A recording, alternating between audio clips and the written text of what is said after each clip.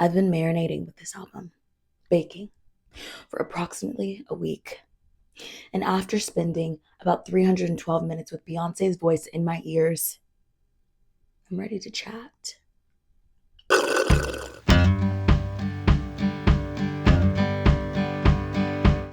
My name's Elisa. If you've never met me, my name's Elisa. Howdy! I'm sipping green juice today because Beyonce makes me feel like money.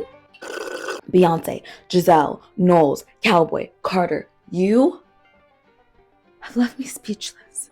In fact, I feel as though my mind may have been reprogrammed. I can't stop listening to this album. I'm listening to Shaboozey. I'm listening to Willie Jones. I'm about to tap into the four ladies on Blackbird. Casey Musgraves, your ass is about to be up next too. I can feel it. Today, I want to talk about the 78-minute, 27 soundtrack album that is Cowboy Carter and Beyonce, and how she's revolutionizing not only country music, but music as a whole. So let's start off by a brief blast to the past. And by past, I mean on February 11th, 2024, the nation watched the Usher concert. Taylor Swift, Blake Lively, Ice Spice, Lana Del Rey at a football game, and a rare Beyonce commercial. Beyonce teamed up with Verizon Wireless for a 60-second ad that paid her approximately $30 million.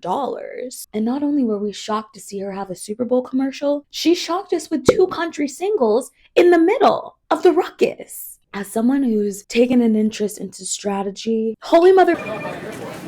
I'm taking notes, girl. She gave us 16 carriages in Texas Hold'em. And let me tell you, Texas Hold'em has been #1 on the Billboard Hot Country Songs charts since it released. But oof. But blasting back to the past. On March 19th, Beyonce gave us the most words she's ever given us outside of an album because she doesn't do interviews anymore. It was a lengthy, vulnerable Instagram post about her upcoming album, Cowboy Carter. So here's a brief history lesson. The history around country music is lengthy, and I'm not going to go into detail about it in this video. However, I have a Substack post where I do go into detail and the album, and I'm going to link it below. Subscribe to my Substack to go see it.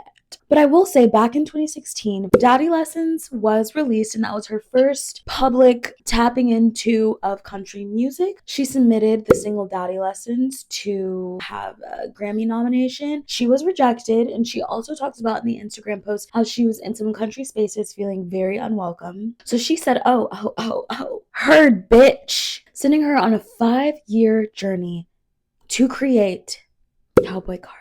Act 2, Cowboy Carter, is Beyonce's 9th studio album that is a country album that's got a little bit of R&B, a little bit of soul, a little bit of jazz, a little bit of blues, a little bit of rap, a little bit of trap, you know what I'm saying? It's about history, it's about love, it's about parenthood, it's about daughterhood, it's about breaking barriers. It is a good ass time, y'all. So for the sake of this video and your time, I'm gonna try to talk about it as quickly as possible. I'm probably gonna hit on most of the songs, but I'm gonna break them up into like 3 segments at a time. In my head, it's gonna save us some time. Probably not, but let's dive in. Songs 1 through 3: American Requiem, Blackbird, and 16 Carriages. American Requiem is a killer intro. She said, "There's a lot of talking going on while I sing my song.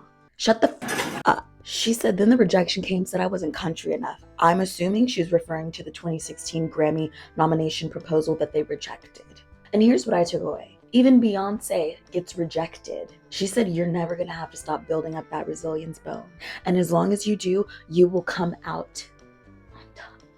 She finished the song with, I am the one to cleanse me of my father's sins. Them big ideas are buried here. Amen.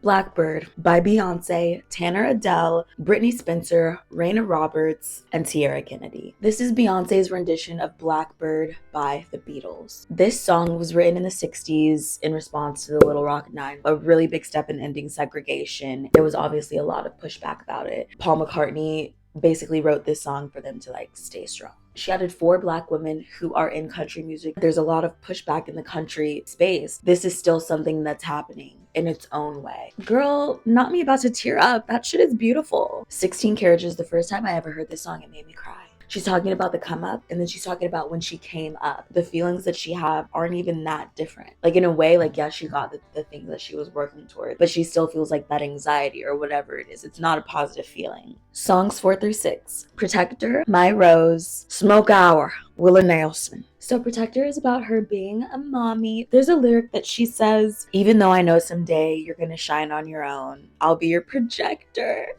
Shout out to my mom, because that made me think of my own mom. I love you so much. You're freaking awesome. Sorry if I said freaking. She doesn't like words like that. Love you so much.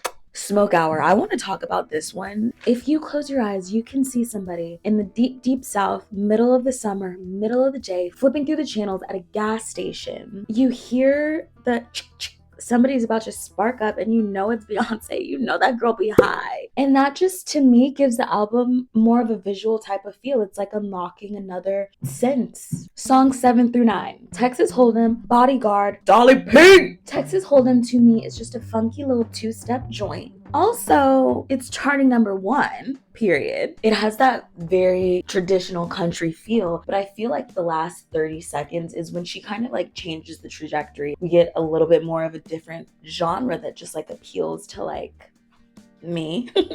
And that leads us into Bodyguard. There's a few things I want to talk about with Bodyguard, but first I want to talk about how this song makes me feel like I am riding down the highway in like California or somewhere beachy with the top down with my lover. You know what I mean? It just makes me feel good. It makes me feel like the sun is shining and the waves are just right. You know what I mean? I might feel a splash from the highway because it's just right. But the discourse. For years, there's been a rumor going around that Beyonce has been having an affair with her bodyguard, Julius. Now, this has never been confirmed. One affair in her marriage has been confirmed. You know what I mean? We got confirmation a few times.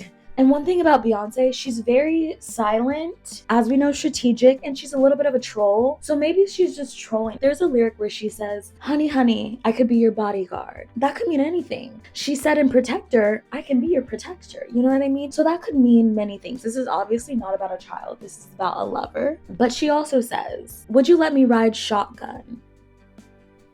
Now, Miss Dolly Parton gives us one of 2 cameos on the album. I don't even know if it's called a cameo, a feature. I'm gonna call it a cameo because, as said, she unlocks many senses. And it's as if she's like, this all you, baby. Songs 10 through 12. Jolene, Daughter, Spaghetti. These 3 songs right here give us a whole new feel of the Sorry, girl, you gotta get down. First off, Jolene, immediately following Bodyguard, her storytelling skills are stellar. This version of Jolene, contrary to Blackbird, does have lyric changes. And that is the best damn part. Like Dolly Parton, she says, you're beautiful beyond compare. Contrary to Dolly Parton, she says, but it takes more than beauty and seductive stares to come between a family and a happy man. Followed by Jolene, I am a woman too. She's reasoning. The games you play are nothing new. So you don't want no heat with me, Jolene. Back the fuck. Dolly said, I'm begging of you, please don't take my man. She also said, your beauty is beyond compare with flaming locks of auburn hair. Fast forward. And I cannot compete with you, Jolene. You know, gotta respect a woman who can bow out gracefully. And I love that this is half sisters, not twins. Daughter. Okay, so we're getting some rage from her. They keep saying that I'm nothing like my father, but I'm the furthest thing from choir boys and altars. If you cross me, I'm just like my father. I'm colder than Titanic water. And again, like, I feel like my dad is just so sweet, so charming, but you're never gonna fuck with him.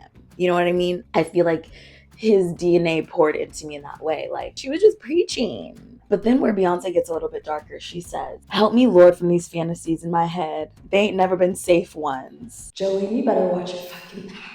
Spaghetti with Linda Martell and Shabuzi. I'm going to get a little bit more into Linda Martell and her history later on. If a villain origin story ever needed a song, it would be this song. And it's like the part where they're training in the gym. Songs 13 through 15. Alligator Tears, Smoke Hour, 2, Just for Fun. These 3 songs definitely give us a little bit different of a feel. We've calmed down from the rage. If Spaghetti's just like, you bring out the crazy in me, Alligator Tears is like, and it's because I love you. Smoke Hour 2, we learn that it is a radio show. It's not just Beyoncé sparking up. You know that girl be high. And then we've got Just for Fun featuring Willie Jones.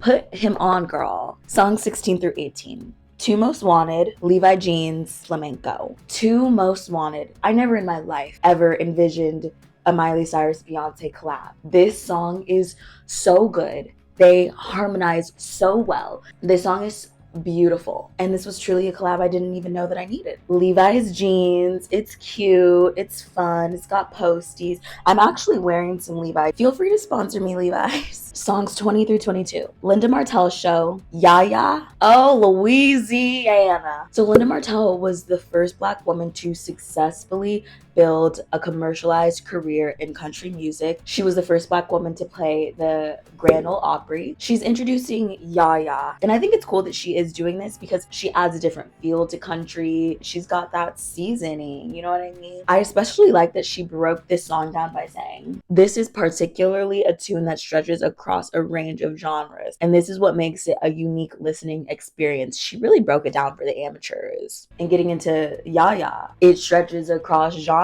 It feels like this is a scene in Dreamgirls and I'm watching. Yaya is a combination of blues, hip-hop, soul, R&B, and pop, and country. Oh, Louisiana. Quick interlude, but you know what? Essential. Songs 22 through 24. Desert Eagle, River Dance, Two Hands to Heaven. Again, every 3 songs, we're flipping the page. River Dance, bounce on the shit, dancing, bounce on the shit, no. It's my anthem right now. The verses are so ethereal and the chorus is so confident and like hard and like she's rapping at me. This song is like one of my favorites on the album, hands down. If I were to explain this album like a race, she keeps handing the baton to herself. This is the 4th time. We're in the last leg. Two Hands to Heaven feels like you're outside on an overcast day, but not a drop of rain would dare penetrate your locks. It's a nice wind, not too hot, not too cold. Okay, boom. Songs 25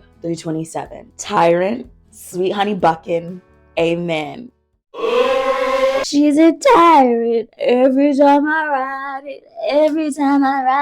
I have no notes. Not that I am even qualified to give a note, but damn, this song also tied for number 1. No words. Sweet Honey Buckin'. What I like about Sweet Honey Buckin' is that this song is a 3-in-1. You can collect 3 different vibes in one. This is literally like a men's shampoo, conditioner, body wash. You know what I'm saying? This album just makes me I genuinely feel like I've gone through all the feelings. Amen. And you know what? It was as if this album was a whole prayer. This finale is almost like seeing a facade for what it is. It's like removing a filter. Her final lyrics of the song are, we'll be the ones to purify our father's sins. American Requiem. Them old ideas, yeah, are buried here. Yeah. Amen. Country is for all. And to that I say, amen. Amen. And you know what? This just like blows my mind every single time. But if you listen to Amen and you have Spotify and you immediately cue I'm That Girl, the crossfade, I'm gonna let you do it yourself because like her mind. I said a couple weeks ago, like, I don't know what a 10 out of 10 looks like this. Act 2 Cowboy Carter, 11 out of 10. If I thought about how she just blew my mind long enough, I could shed a tear. Dead ass. Renaissance being Act 1, Cowboy Carter being Act 2. Like, we know that there's going to be some sort of 3-part trilogy, and we feel that this could be like the end of a revolutionary, iconic career. It's so good. It's so, like, anyway, my Substack article is linked below. Go fucking stream Cowboy Carter. Are you kidding me? Change your life right here today. In the comments below, please leave me your analysis, your thoughts, your favorite parts of the album, your favorite songs, like anything. Spread the love, the beehive. And even if you're not in the beehive, I can't get enough. I'm gonna go listen to Riverdance, Two Hands to Heaven, and Tyrant in a row, 17 times in a row now. So, happy Sunday. I'll see you next Sunday.